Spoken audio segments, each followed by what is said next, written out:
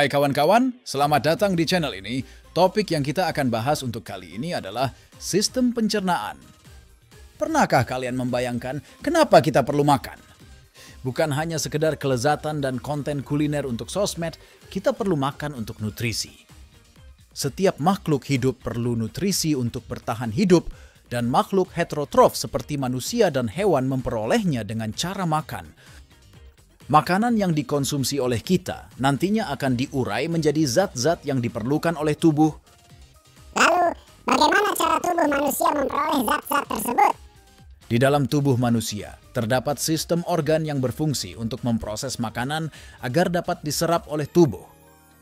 Rangkaian sistem organ ini disebut sistem pencernaan. Sistem pencernaan manusia memiliki dua proses pencernaan yang saling berkesinambungan. Pencernaan mekanik dan pencernaan kimiawi. Pencernaan mekanik melibatkan pemecahan makanan menjadi potongan-potongan yang lebih kecil secara fisik. Hal ini bertujuan untuk membuat makanan lebih halus sehingga enzim dapat bekerja lebih efisien. Sementara pencernaan kimiawi melibatkan pemecahan makanan menjadi molekul-molekul yang lebih kecil melalui reaksi kimia yang dibantu oleh enzim pencernaan. Tujuannya adalah untuk mengubah makanan menjadi bentuk yang dapat diserap oleh tubuh, sehingga nutrisi dapat digunakan oleh sel-sel untuk fungsi metabolisme dan pertumbuhan. Ada 6 organ utama yang terlibat dalam proses pencernaan, yaitu mulut, esofagus, lambung, usus halus, usus besar, dan anus. Penasaran dengan fungsi mereka masing-masing? Marilah kita telusuri sistem pencernaan manusia.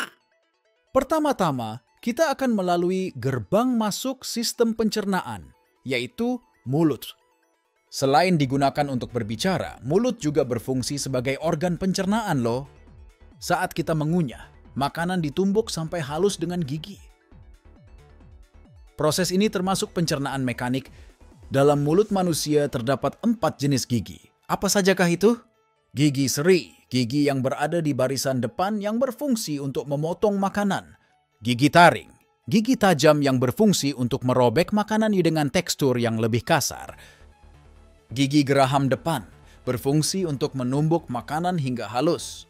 Gigi geraham belakang, menggiling makanan lebih lanjut sebelum ditelan dan memasuki kerongkongan.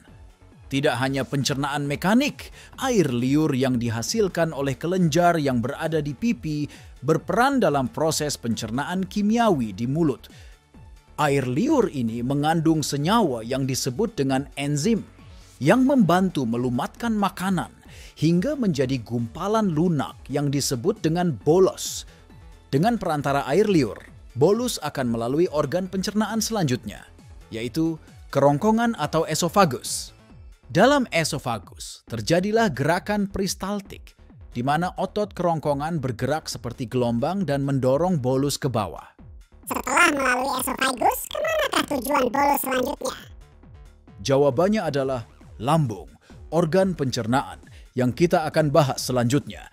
Lambung adalah otot berongga besar yang terletak di bagian kiri atas perut. Lambung terdiri dari 3 bagian utama, yaitu fundus, bagian atas yang terhubung dengan kerongkongan, badan lambung, dan pilorus, bagian bawah yang terhubung dengan usus kecil. Pencernaan mekanik yang melibatkan pergerakan otot terjadi di lambung, namun letak keunggulan, lambung ada di pencernaan kimiawinya. Di dalam lambung terdapat beberapa cairan dan senyawa yang membantu pencernaan dan melindungi lambung. Apa sajakah? Yang pertama adalah asam lambung atau HCl. Fungsi utamanya adalah membasmi bakteri patogen yang membahayakan lambung. Namun, dapat juga menjadi agen pemecah protein. Asam lambung ini sangatlah kuat, sehingga lambung terlindungi oleh lapisan lendir. Satu lagi adalah enzim pepsin yang berfungsi untuk mengurai protein menjadi asam amino. Kita beranjak ke destinasi berikutnya, yaitu usus halus. Secara garis besar, peran usus halus dalam pencernaan adalah penyerapan zat makanan yang telah dicerna. Selain itu, makanan juga dicerna lebih lanjut dengan enzim yang berasal dari pankreas dan empedu. Usus halus memiliki 3 bagian yang memiliki perannya masing-masing. Mari kita telusuri bersama-sama. Usus 12 jari atau duodenum, bagian pertama dari usus halus. Jika sudah penuh, bagian usus ini dapat mengirimkan sinyal ke lambung untuk melepaskan makanan. Usus kosong atau jejunum, lanjutan dari usus 12 jari. Di sini makanan diurai menjadi zat-zat yang lebih sederhana sebagai persiapan untuk diserap oleh tubuh. Dan bagian terakhir dan terpanjang dari usus halus adalah usus penyerapan atau ileum. Di sini, makanan yang telah terurai diserap dan didistribusikan ke sel-sel di seluruh tubuh dengan bantuan tonjolan yang disebut villi pada dindingnya. Destinasi berikutnya, usus besar. Usus besar menerima sisa-sisa makanan yang tidak diperlukan tubuh. Di sini juga terjadi proses pembusukan oleh mikroba. Selanjutnya kita menelusuri bagian pencernaan terakhir, yaitu rektum dan anus. Sisa makanan yang sudah diproses di usus besar kemudian dikumpulkan ke rektum dalam bentuk feses.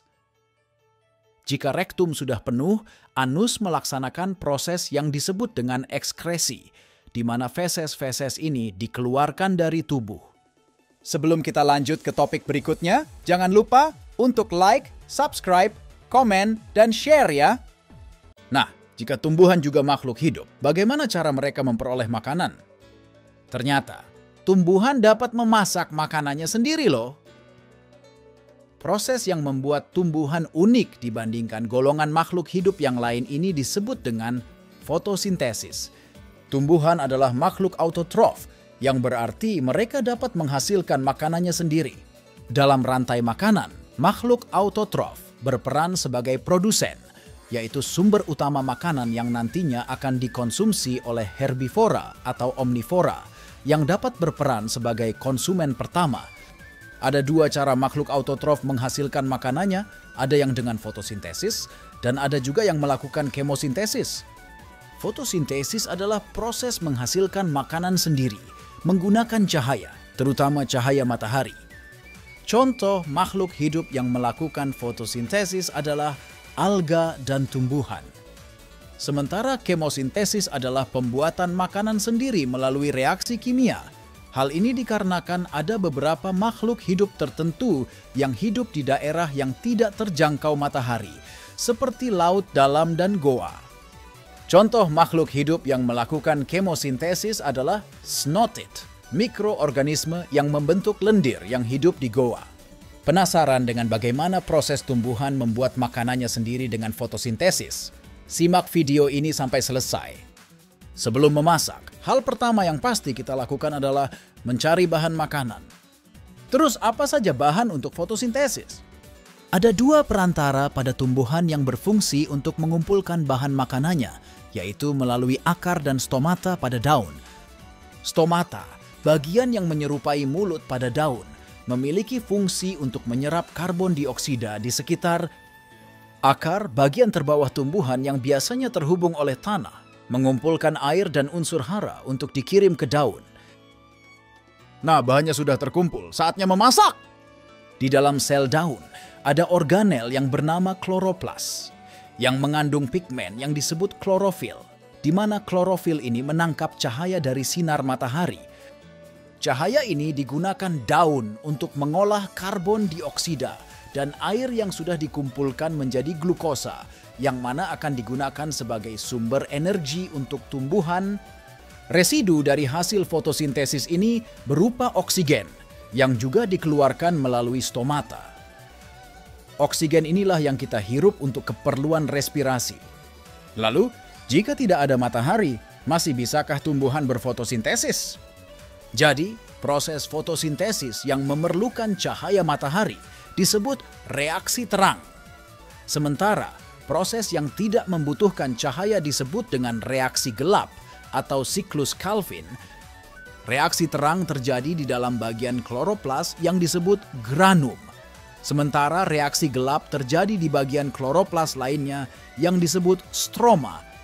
Pada reaksi terang, energi yang berasal dari cahaya matahari dikonversi menjadi energi kimia, yang dimana proses ini menghasilkan oksigen. Selain oksigen, energi ATP juga dihasilkan pada proses reaksi terang. ATP inilah yang nantinya dipakai dalam reaksi gelap. Pada reaksi gelap, karbon dioksida diolah menjadi glukosa menggunakan ATP yang dihasilkan oleh reaksi terang tadi. Dan akhirnya, glukosa ini disimpan sebagai cadangan makanan melalui struktur seperti umbi dan buah. Sekian dari topik kali ini. Jangan lupa like, subscribe, share, dan berikan komentar yang positif. Sampai jumpa.